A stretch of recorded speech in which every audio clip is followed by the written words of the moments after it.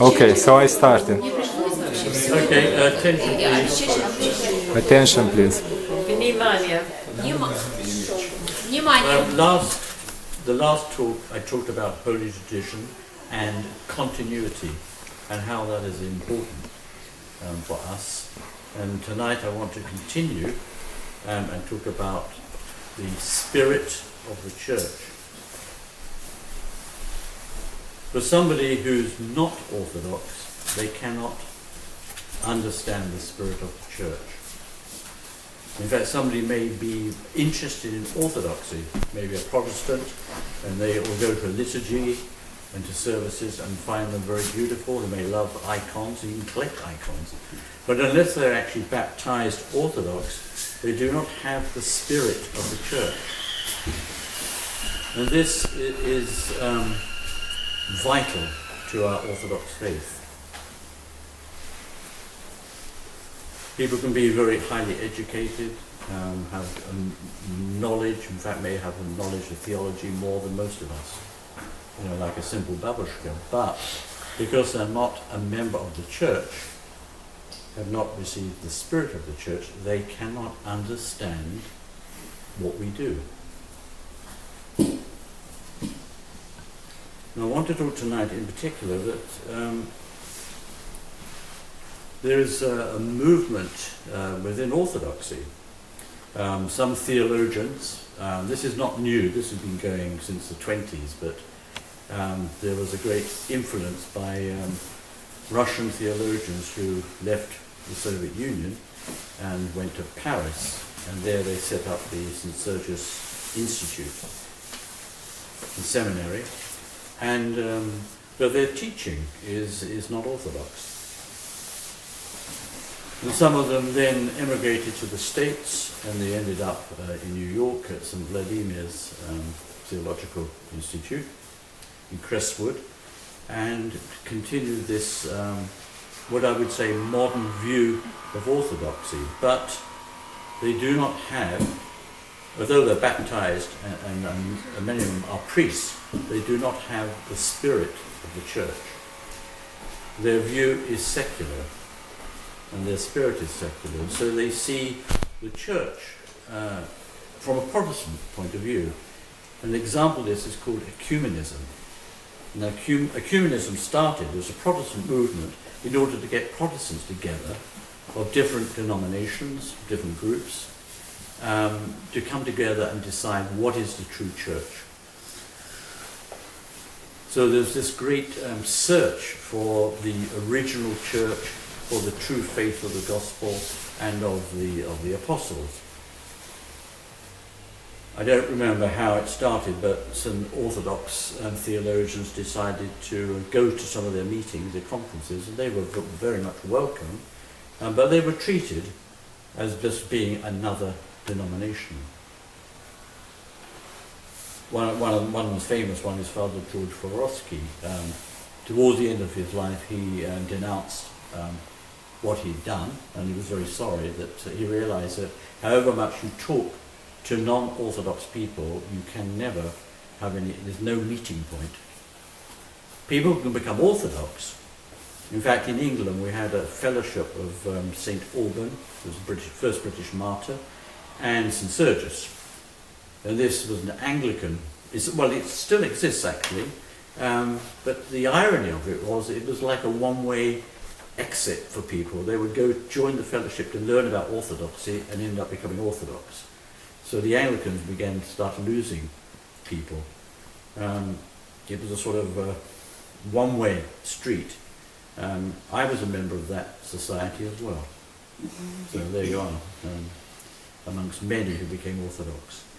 Now that's very good, but the flavour or the influence of that society was secular, in the sense that they didn't have the spirit of Orthodoxy, because they believed that the development of the church since the time of the apostles was like cause and effect. So certain things happened because certain political things or things in history happened. It's called cause and effect. But we, in the true Orthodox spirit, do not believe in cause and effect. I'm not talking about scientific experiments, because that's pretty obvious. And also the effect that if you drive down the road and don't stop, you'll end up in the lake. That's cause and effect, all right, on a logical level. But on a spiritual level, we do not believe in that. We believe in providence. Providence. Whatever happens is in God's hands. And when we understand that, life becomes very exciting, becomes an adventure, priprochinia, because it's, you don't know what's going to happen. I mean, you hope things will happen, but you can't plan ahead, and it's in God's hands. When you do that, of course, you're handing all your problems and worries over to God. Now, it takes a great lot of faith to trust does that really happen in real life? I mean, if I'm driving down the road, is that God's providence? The answer is yes. But we live in a society in which we have become more secular, and so we're looking for answers through the mind instead of the heart. Now, the mind, the intellect, is a gift from God, and no one is denying the importance of being intelligent and of learning, but we have to understand that it's limited. When we understand that it is limited, we realize that there are certain things that we cannot understand. And so even in our own faith, there are things that we may not be able to accept. And certainly that's been a problem for converts, because they love orthodoxy and they're baptized and they're chrismated and they come to church, but there's certain things which they really have never been able to reconcile. And one of those is the Mother of God. For Protestants, this is very difficult to make that move. But as some wise lady said to me, she said, well, I didn't know what to believe, I put it on the back burner. In other words, if you don't understand something, don't reject it, but just put it to one side and say, well, pray about it, because that's how we can learn, is through prayer. And you can read all the books in the world that you want to do, but you'll never come to a conclusion that is spiritual. So I'm not saying that we mustn't read and use our intellect, because that's God-given, but we have to trust that there is a spiritual dimension that we have to develop, and we have it through baptism. Now, I want to go back to the ecumenical movement, because the idea of the movement is that all Christians can get together because they've all been baptized. So they're saying the boundaries of the church stop at baptism. What that means, as long as you've been baptized by anybody, even yourself probably, I don't know, they wouldn't claim that probably, you're a part of the church. And this has been very attractive to the modern theologians, Orthodox, who have been trying to develop this. Now, the boundaries of the church, where's the church and where does the church stop? Well, the Orthodox Church is the church. It's not another denomination, it is the church. And the boundary is the Eucharist, the liturgy. We are united through the liturgy. We're not united through baptism. It is the liturgy that unites us. And if you don't understand that, or you don't attend liturgy and receive the Prechastia, then you are not part of the church. And however much we may, love other people, have Protestant Catholic friends, they are not a part of the church. But the movement today, and I'm mentioning it now because it's coming up with this synod that's going to be meeting, meeting or not, I don't know, but in Crete this year, is planned, is to reform this. One of the things on the agenda is, what is our relationship with other Christian groups? Well, they're saying Christian churches, and I'm saying they're not churches. They're Christian groups. I'm not saying they're not Christian, but they don't have the apostolic succession. They are not the true church. It doesn't mean to say they're not bad people. They're not saying that, okay? And the danger with ecumenism is that first it starts with tolerance, which I agree with. You don't need to be rude to people because they have a different faith, and it doesn't matter what they are. They're pagans, it doesn't matter. You have to love everybody. You don't have to agree, that's the difference. But tolerance, you see, leads to equality. And even in society we're getting that in certain political movements. You start with tolerance and you're not allowed to criticise anybody. You're not allowed to put up your hand to argue because that's taking somebody's space. I read that the other day somewhere. Some girl was banned from putting her hand up at a student meeting because it was, this is tolerance and then equality. And once you get equality, then everybody's the same. So your God and my God, what's the difference? We're all the same anyway. This is not true. It's not true, it's a lie. And we know who the father of lies is. And then after equality, you get compulsion. If you don't believe what I believe, I'm going to make you believe what I believe. Put pressure on you.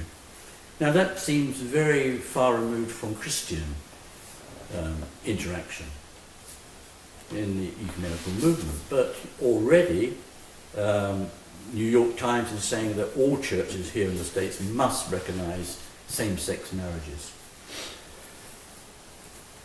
That's an opinion, somebody writing in the New York Times. But at the moment we're pressed to say we must have tolerance. And then we must have equality, and then eventually it becomes what you have to do, otherwise you're not human. And you will be punished if you don't conform to what people believe, even if it's a minority. So this is very dangerous. And when we have the spirit of the church, we are able to discern what is right and what is wrong. An example that we cannot read the gospel, we cannot read the teaching of the fathers without the spirit of the church. Because if we don't have that spirit, then our interpretation of these things is secular. It's not spiritual. And there was a theologian called Verhofstadt who came up with a peculiar definition of humility. What is humility? What do we understand as humility as Orthodox Christians? Putting yourself lower than everybody else? Actually believing it, that's the hardest part of that. We can behave humbly, but whether we believe somebody is superior to us is a different issue. It's very difficult. That's what we understand by humility. But his definition, so that it will fit into having tolerance for anybody's belief or whatever they do, he's changed it. I've got the definition here. He says humility is a spiritual life which is love for God, can't argue with that, love for people and the world, and the recognition of truth and beauty. Is there anything wrong with that? Why is it humility? I mean, anything can be Generalized. Yes, anything. Yeah. Generalization. Yes. Yeah, it's yes. Yeah.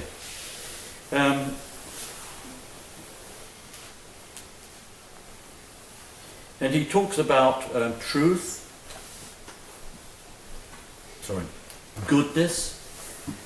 You have to have goodness. You have to have truth, and you have to have beauty. These three things, and I felt that interesting because when I put on my Epigradatian in church, when I'm vesting, I say, go forth and prosper. It's like a sword. Go forth and prosper in the name of truth, meekness, and righteousness. Which is the orthodox. It's not goodness, truth, beauty. No, I mean, these are good things, they're not bad things. It's truth, meekness, and righteousness. What is it, meekness? Skromnost. Кротость. No, krotos. No, krotos. Krotos. No, krotos. Yeah, Кротость, okay. And he's saying that my good is in all good. So when I'm good, it's in everybody's goodness. My life is in unity with all. My truth, goodness, beauty is the same as the truth and goodness and beauty of everybody else. If to me that's compromise, the ultimate compromise. So we're being pushed into a corner in a sense that we, as true Orthodox, we must resist this liberal view of faith. That doesn't mean to say that we persecute other people or that we hate or even, we don't judge them. But we have to hold on to what is true at a price as Orthodox. So it falls upon you and me to uphold the traditions of the Church. One of the clever arguments was that the typical of the Church is not necessary. Father Alexander Schmemann, who's very famous here, he's not alive anymore, he taught at St. Vladimirs. He came from Paris, he's one of the Paris theologians. He's one of the arch-ecumenists. And he said that, the Church is too complicated. It's like an onion, there's too many layers. You've got to keep peeling off the onion. If you peel an onion and you keep doing it, eventually you end up with Nothing. nothing. Yes, nothing.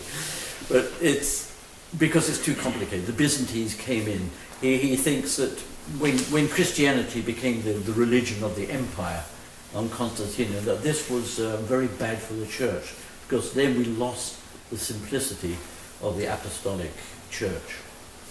But his view, that view is Protestant. It's a Protestant view. They don't recognize Saint Constantine as a saint. They see it as political. I saw a film a few days ago on Constantine. I started watching it, and it opens up with the battle, the marching on Rome and the famous battle, which was to decide the future. And while they're waiting to start the battle at night, a meteor lands, makes a hole in the ground, and that's a sign from God that they are going to be victorious. So they remove the star, the cross? Yes, because this documentary has been tested by the late modern historians and various experts in archaeology and whatever, and I thought such chepucha, absolute nonsense. I stopped watching. I lost interest after that. If you want to know about St. Constantine, go to the services and read what the saints said about him. Our knowledge of St. Constantine is through the saints. It's not through history books. There is a history, which is favourable, because he came from a devout pagan family. His father was a ruler, a governor, and he had Christian advisors, he had Christian ministers at his court, and he was interested in Christianity. His mothers definitely were. They didn't convert, but they were very favourable to Christianity. So the young Constantine was brought up with tolerance for Christians. And so this is nothing new. Suddenly, something came out of the sky and pushed him. He was going in that direction anyway. This was the final sign to show the victory, not just for him, but for his soldiers. The vision of the cross in the sky. You can't argue that. You don't go into the History Channel to find out about this. I mean, yes, obviously there's certain historical facts which are true. Nobody's arguing that. But to understand it, you have to have the spirit of the Church.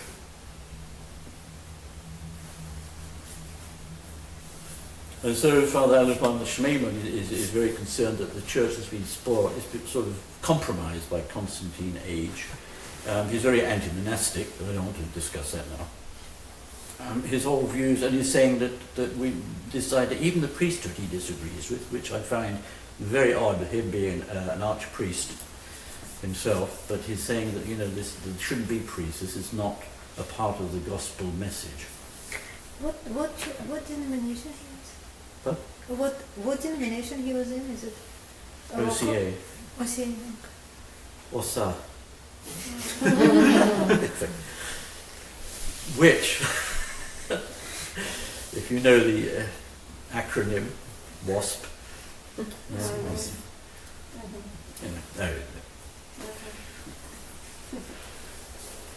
This from a Russian background. yes, but the Russian intelligentsia, I mean, are the culprits. They're notorious for this attitude. There's a whole list of them, and if you start reading their writings, especially if you've been reading patristic writing, writing the lives of saints and the fathers, it comes across as some other religion. But it's what feeds a lot of people here, in the States in particular. And I don't come across it very much because unfortunately I'm not very friendly. Well, I don't mix, much. I mean, I have friends in other jurisdictions, but clergy, but I don't get involved in any talks and discussions because I find I'm a Martian, alien. But and I don't, I have enough to do with my own life, spiritual life, to start getting involved in sort of these social orthodoxy. He's also criticising that the services are too long, and this is one of the issues that's coming up at this synod in Crete, is that they want to reduce the services because they're too long. The orthodox view, our orthodox view of services, is maximalism, not minimalism. We don't do enough. Our services are too short, but we can do what we can do. The true services take place 24 hours a day, which is not practical for us, but it is in monasteries. And so they continue the worship, and our little parish is just a little drop of that. And they're saying that these services are too long because people get bored. As I said to you before, of course we get bored because it's very difficult to concentrate. We all lose concentration in the service, all of us. I don't think there's anybody here who doesn't. Yeah, and so this is not a. What do you do? Because you're getting bored, therefore the services should be shorter. What are we providing? Is this some sort of entertainment? No, our bar is up here, right? And we're down here. You don't get rid of the bar, you just work towards it, hopefully. The same with fasting. I've said to you, you have to fast according to measure. If you're ill, don't fast. If you break the fast, say sorry and do your best. We know what the rules of fasting are. We can't keep them. St. John, Shanghai ski could. He lived on prosper. We tried living on prosper for 8 weeks.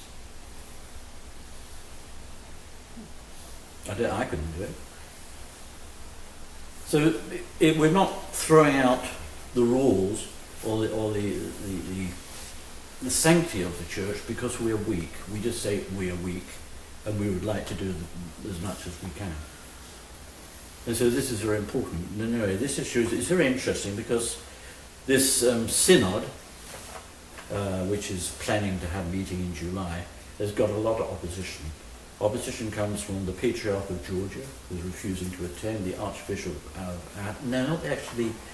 Archbishop of Athens. Some of his clergy will not go. And there's been a very good criticism written by a young American monk, priest who lives in Thessalonica. He's a theologian, and he's written about the danger of this.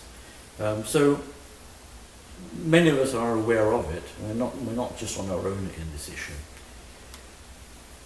I hope I sort of haven't confused you too much, but this is something I wanted to mention to you. I won't talk about it again unless you ask me questions.